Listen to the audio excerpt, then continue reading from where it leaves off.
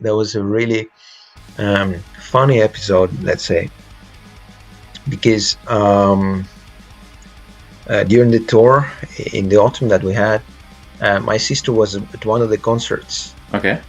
And then she never seen me on stage.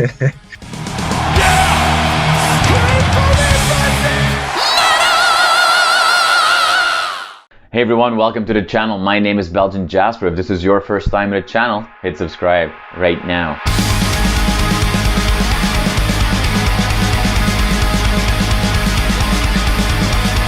Roman, thank you so much for your time today. I really appreciate it. Fun for me to talk to you today. Usually I talk to an artist as we're leading up to the release of an album. We're talking, well, as we're talking, roughly a month ago, the album was released. So has that given the opportunity to you to kind of digest that and kind of see how everything unfolded? Are you a different person today than 2 months ago? 2 months ago, well, it's hard to say. I mean, it's very interesting because basically, the most important thing is that the album was basically ready when I showed it to Season of Mist, like a little bit more than a year ago. Yeah. So let's say for me, it's been a long time waiting for reveal everything to the listeners, basically. Yeah. And then as you process it, as you live alone with the music, it's like you experience it so much different, since you kind of finished the recording and then everything is planned and then so much happens. Then it was very interesting for me myself also to listen to the album again when it came out, because we had listening sessions and live streaming. So then I basically rediscovered it myself, and it was very cool and exciting to see what people say, how they react and things like that.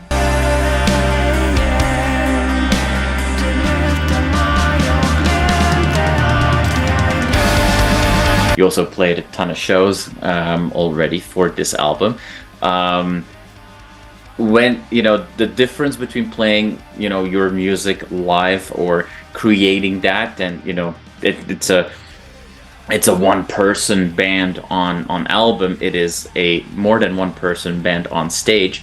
Are there things that, when you say rediscover your music, are there surprises for you in a moment like that when you're making everything ready to go on tour? So yeah, I mean, there's a few things here to clarify. Basically, first is even though it's positioned as a one-man act in a way in a few areas, I have a studio set up with a few friends, including my wife, on the vocals, and then so I can't really say that it's just me, it's it's not possible to implement this without my friends. And then for the live, I have a different set of people that play with me live. And then we haven't played really the songs from the new album yet, apart from one song that was played on the tour last year. Then we'll be playing more this year. And we can say that in principle, it's, this when you produce music, when you release it, it starts living its own life. And then it's interesting to get back to it when you start rehearsing and trying and testing things live, how it sounds and how it works with the people. Because for me, it's a totally different situation in terms of when you just, you are in your normal environment at home, creating things and so on, and then you go out to people, and especially because of the language barrier, because the lyrics are in Norwegian, there's it's totally different experience.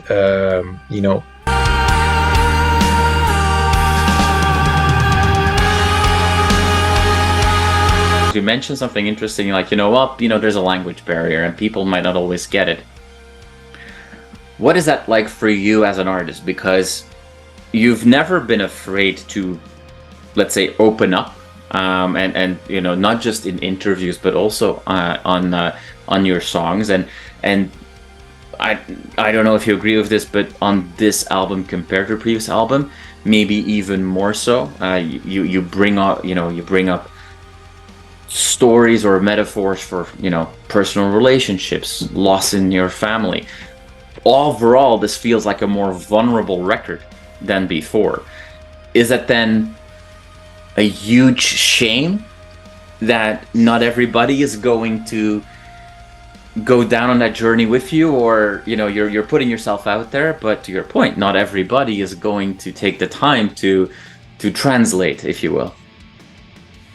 Yeah, so I mean, basically for this reason, it's like, you see, the choice of language, it's like an intentional choice of language.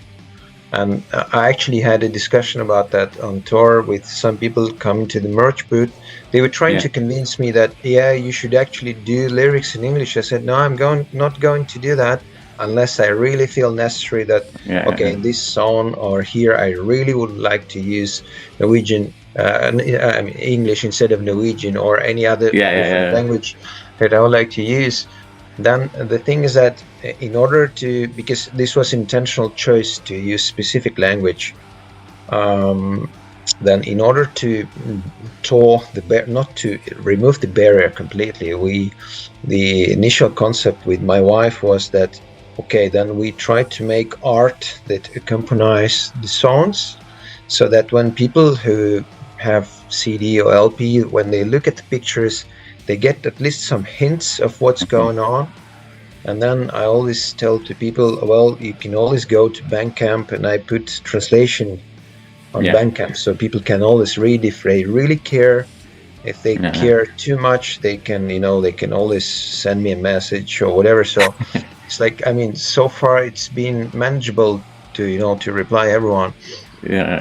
And then when you say about vulnerability, it's like, from one point, sometimes you feel like, well, this has been way too much personal, but then at the same time, it's sometimes often baked into metaphorical, vague picture that unless you really know exactly what I'm talking about, then it's hard to identify what's exactly is going on.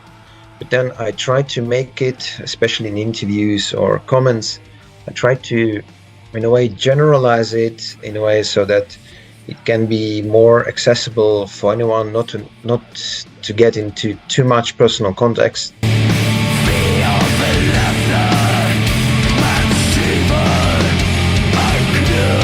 And then talking again about vulnerability, there was a really funny episode, let's say, because during the tour in the autumn that we had, my sister was at one of the concerts. And then she never seen me on stage. So for me, it was a little bit, sensitive moment when I felt a little bit shy because of that, because I was like, well, because you're on stage, everybody sees you, but then you have no idea who's there. And then, it was a little bit confusing for me at some point, but it was fun. Yeah. What was her reaction after the show? She really liked it. She said it was really good, very emotional, very explosive, and I mean, it was funny. I think it's one of the people, one of the supporters on Bandcamp wrote that it was one of the most metal moments that he seen this change from this guy being at the merch booth and talking about me, and to seeing the same person just 5 minutes ago there on stage being totally different person.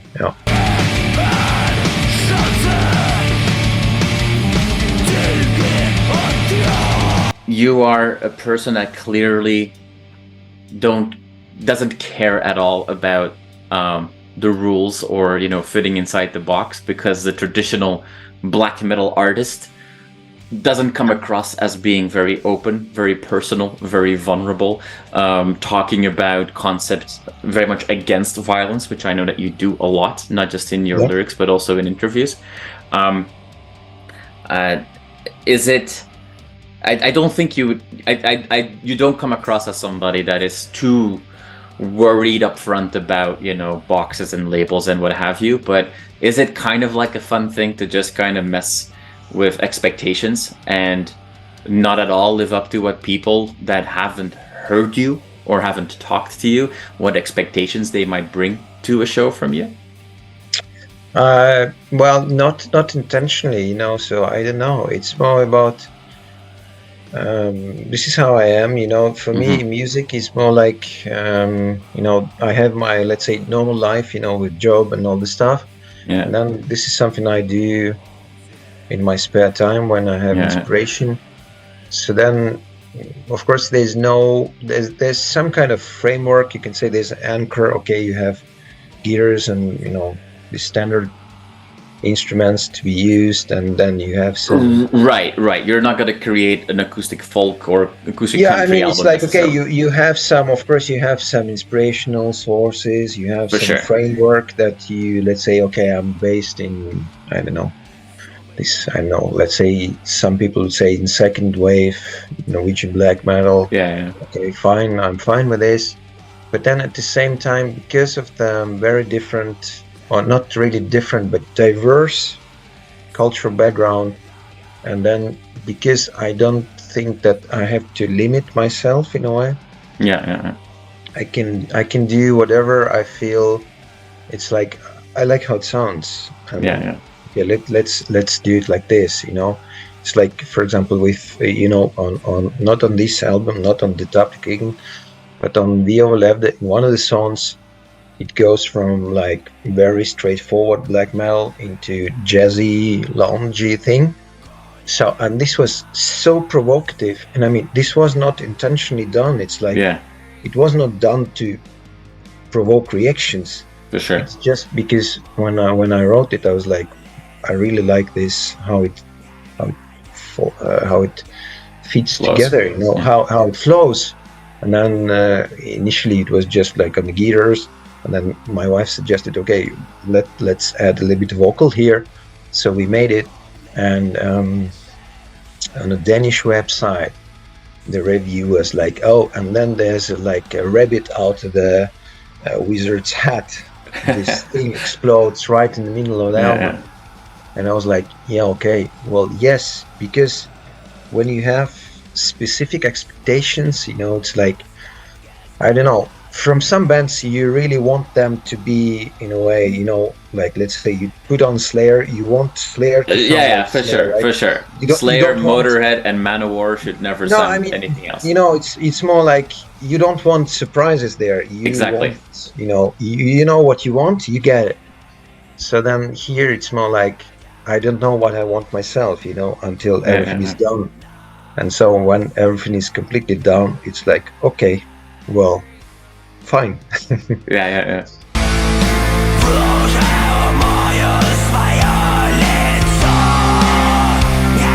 It is your vision, your expression, what you like, as you say.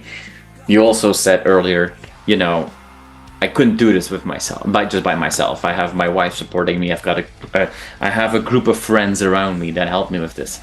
But it is still very a personal thing. Would you ever consider letting in either your wife or those friends more than they are today? Or can Bizarrekult only work really if it is first and foremost your thing? Well, I mean, you see, it's like, you can say that I often say to people that, it's like, if you ask me if I can do anything like on the instrument or scene, I will always say that no, I have nothing to do with that. Simply because I don't see myself as a musician at all. Okay. It's more like I feel like I'm in a way composer, like in like not to say like in a classical musical way, but people that are composers very often are not very good performers and so on. So let's say I generate ideas, the framework, the backbone, and so on.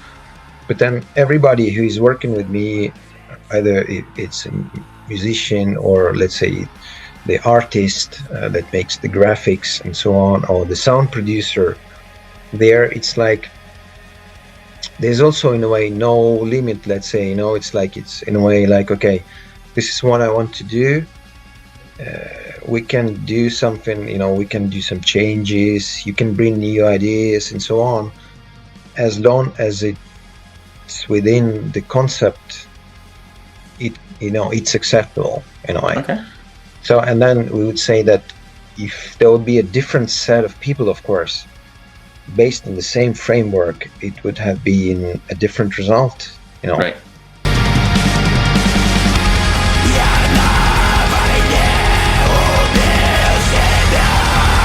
In the autumn, you were on the road with Tapte Krigen Freiheit, which is really cool band as well. Their album Nocturne was phenomenal. We are kind of like, that tour is like a perfect package of like showing what's brewing right now in the world of, let's call it, post-atmospheric black metal. Yep. An exciting time, and I'm sure that, for all the fans, it's going to be even better in 2023 when you're going to be promoting this album even more. To kind of wrap us up, everybody watching this, what should they, keep their eyes open for? What's coming their way? Well, I mean, I can only say about confirmed things, right? So then we're going to play in roughly a little bit, almost 2 months, or less than 2 months, at Inferno Club Night in Oslo. Yeah. It's pretty cool. It's like the night before the main festival. Then we play in not northern, but a little bit further north in Norway, in Trondheim. It's a really nice city. Yeah. We're going to play in September there, and then we are going to Mexico in October. Slight change of pace. Yeah, it's going to be exciting because none of us from my live band, we have never been to Latin America.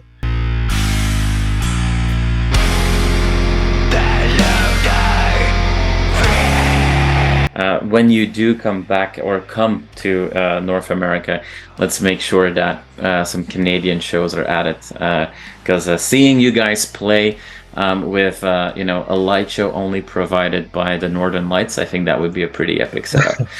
Awesome. Roman, thank you so much for your time today. I really appreciate it. Congratulations again on a very, very strong album, that we've been able to enjoy now for over a month.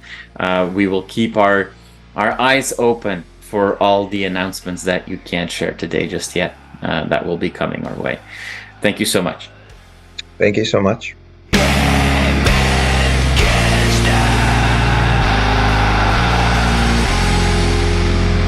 You are awesome for watching this video. Click right here to see more content like it and subscribe to the channel.